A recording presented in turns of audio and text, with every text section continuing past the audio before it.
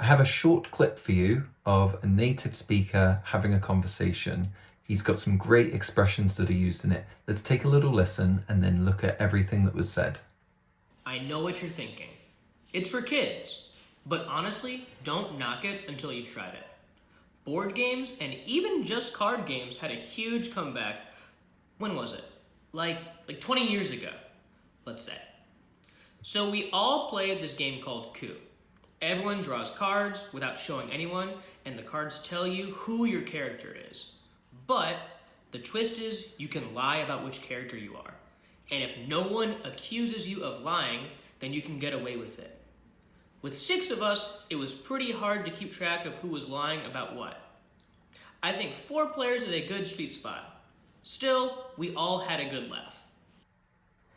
Okay, so before we dive straight into the transcript, can you summarize what he was talking about in one sentence?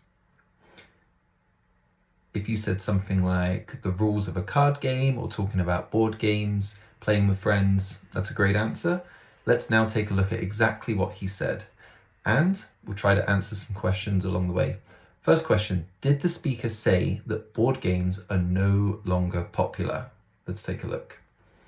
So he said, I know what you're thinking, it's for kids, but honestly, don't knock it until you've tried it. This is such a great expression that's very common.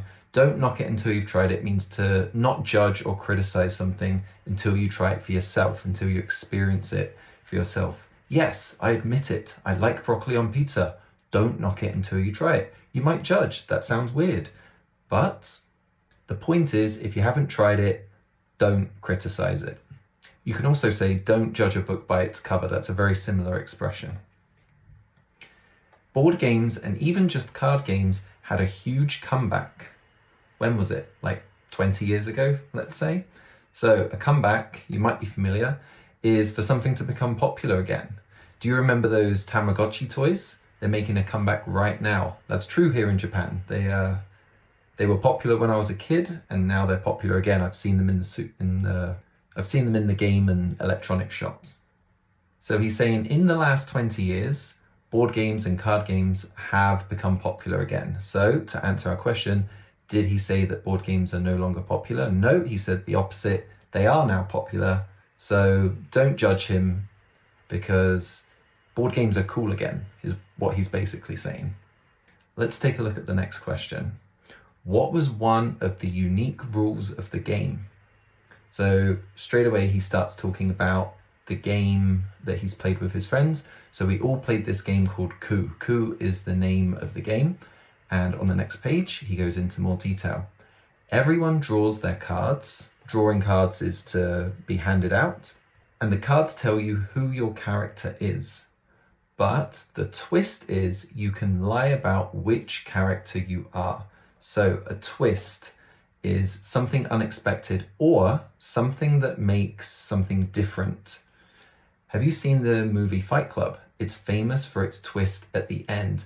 This kind of twist is a surprise, but a game can have a twist where it seems pretty common. It seems similar to other games, but there's a twist, there's something that makes it different or unique. That is exactly what he's saying here. The unique rule of the game is that you can lie about who you are.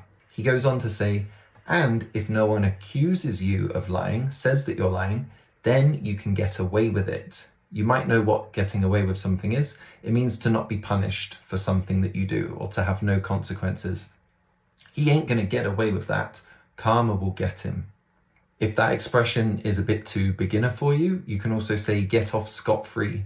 In very old English, scot was like a tax, which is where that comes from. Or you can say to pull something off, to pull off a task that might have had a bad consequence. And then that leaves us with question 3. Why was the game not best suited for 6 people? The answer comes pretty quickly. Listen again if you'd like. Let's have a check. He said, with 6 of us, it was pretty hard to keep track of who was lying about what. Yeah, if you imagine 6 people all pretending to be different characters, but really some of them are, some of them aren't, I could imagine that getting pretty confusing. I think 4 players is a good sweet spot. A sweet spot, if you're not familiar is just the right amount. 3 questions in 1 English listen video, that is the sweet spot. Bonus expression, have you heard of the Goldilocks zone from the Goldilocks and the Three Bears story? Still, we all had a good laugh. What did you think of the speaker's accent today? Could you get the country?